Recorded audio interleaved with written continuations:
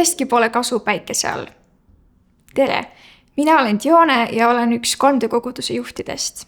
Selle jutluse pealkiri võib kõlada pisut melanhoolselt või lausa masendavalt. Millestki pole kasu päikese all. Ma luban, et see jutlus ei saa olema masendav või lootuse tunnet tekitav, vaid me hakkame koos vaatama, mida see lause tähendab ja kuidas seda mõtestama peaks. Tegemist ei ole mingisuguse vana sõnaga, vaid lausega piiblist, kogujaraamatust. Ma olen kogu aeg teadnud, et see kogujaraamat on pisut selline tülpimust või elutühisust täis, mis tõttu mulle tundus lausa loogiline, et see lause just sealt raamatust pärineb. Kuigi see lause kõlab esmalt masendavalt, siis tegelikult see pole sugugi nii. Avame piiblist kogujaraamatu 2. peatüki ja vaatame järele. Ma mõtlesin südames. Olgu, ma teen katset rõõmuga ja naudin seda, mis on hea. Aga vaata, seegi oli tühi töö. Ma ütlesin naerule, hull ja rõõmule, mis sellest kasu on. Ma võtsin südames nõuks virgutada oma ihu veiniga. Ometi nõnda, et mu süda mind targu juhiks. Ja haarata kinni rumalusest, kuni ma näen, mis inimlastel on kasulik teha oma ürikesil elupäevil taeval. Ma tegin suuri tegusid. Ma ehitasin enesele kodasid, istutasin enesele viinamägesid. Ma tegin enesele rohu ja iluaedu ning istutasin neisse kõiksugu viljapuid. Ma tegin enesele veetiike kasvavate metsapuude kastmiseks. Ma otsisin sulaseid ja teenijaid ja mul oli oma peres sündinuid. Samuti oli mul veiste, lammaste ja kitsede kari. Suurem kui kõigil neil, kes enne mind olid Jeruusalemmas olnud.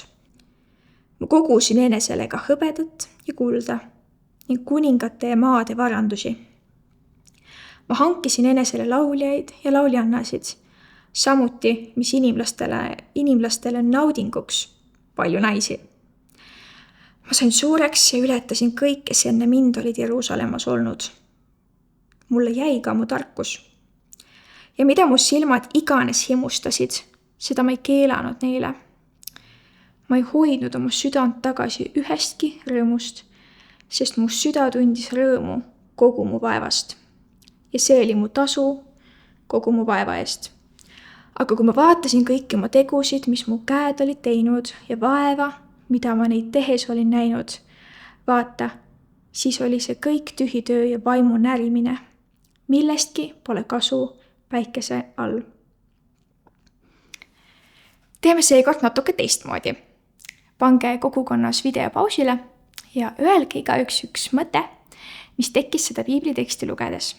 Ja kui see on tehtud, siis kuulake ühiselt videot edasi.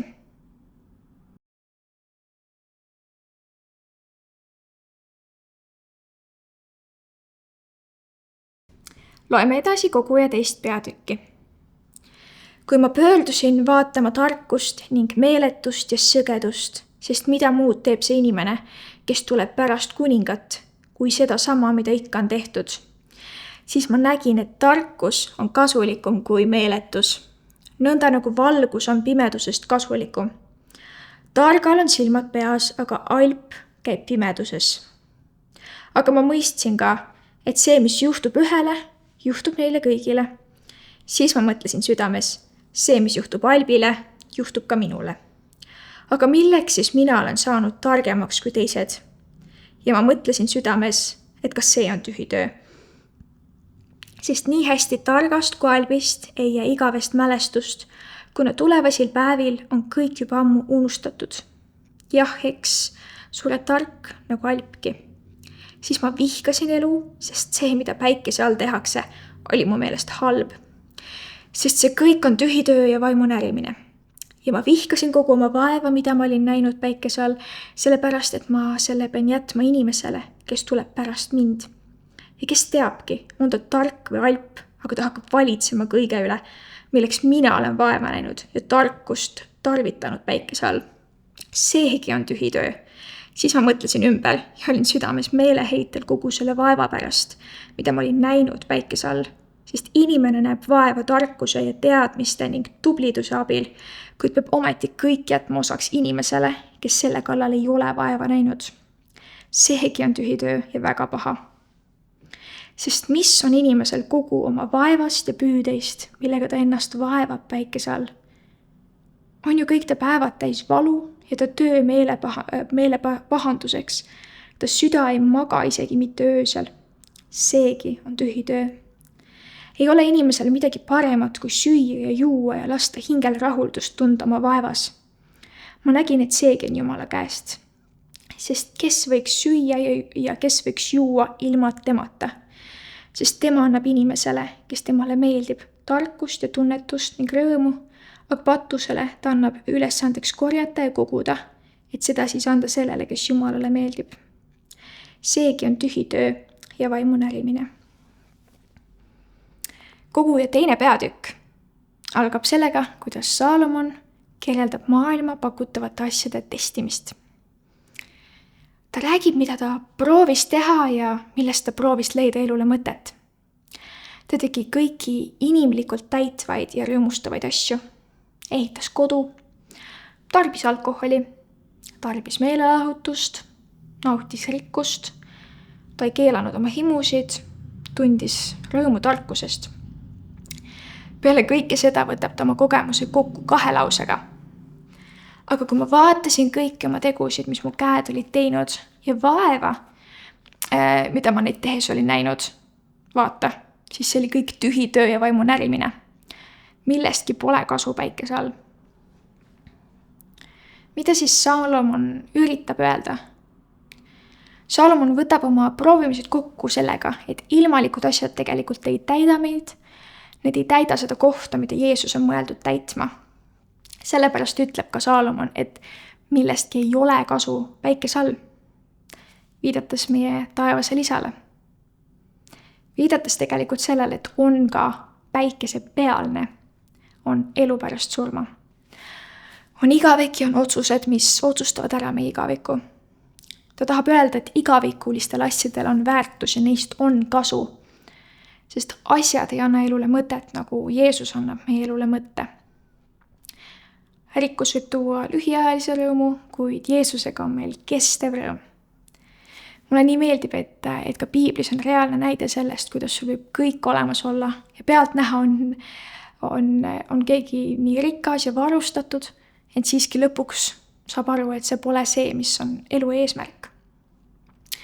Mulle tundub, et mitmed mõtlevad, et kui ma vaid oleksin rikas ja kuulus ning saaksin endale kõike lubada, siis mu elu oleks korras ja ühtegi muret poleks. Siis on nagu õige täisväärtuslik elu. Aga Saalomon oli elav näide sellest, et see kõik on nii pinnapealne. Et kui selle kõige juures me ei käi koos Jumalaga, me ei veeda aega Jumalaga, me ei palu ja ei täna Jumalat, me ei anna 100% oma elu Jumalale, siis kõik muu ongi tühine ja mõttetu. Tihti isegi kogevad edukad ja jõukad inimesed, et nad on isegi kurvemad siis, kui nad lõpuks kõik, mida nad ihkavad, kätte saavad. Sest see tunne polegi nii täitev, kui nad arvasid. Mitmed näiliselt edukad inimesed hakkavad oma kurbust ja tühjust uputama alkoholipudelisse või need jäävad näiteks narkootikumidest sõltuvusse. Ja kõik selleks, et kuidagi toime tulla selle tühjusega, mis neid tol hetkel valitseb. Tegelikult ka 21. sajandil on selliseid näiteid nagu Saalomon. Inglise näitleja Russell Brand on rääkinud, et kuulsus, edu ja raha ei toonud püsivat rahulolu. Viimastel aastatel on ta avalikult rääkinud kristlikust usust ning ta lasi end ristida ja öeldes, et Jeesus on toonud tema ellu lootuse ja suuna.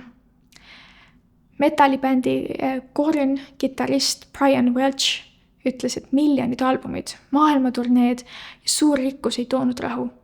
Ta võitles narkosõltuvusega ning kirjeldab, et leidis pöördepunkti Jeesusesse uskudes. Justin Bieber sai superstaariks juba teismelisena ja tema on rääkinud, et kuulsus, raha ja pidutsemine ei toonud talle täitvat rahu ja rõõmu. Ning mitmes intervjuus on öelnud, et tema identiteet ei põhine enam kuulsusel, vaid suhtel Jeesusega. Ta on avalikult rääkinud Piiblist, palvest ja oma usust. Ja Jumalaga koos käies me ei pea elama kuskil kambris, kus me veedame aega ainult Jumalaga ja oleme välismaailmast täiesti eraldatud.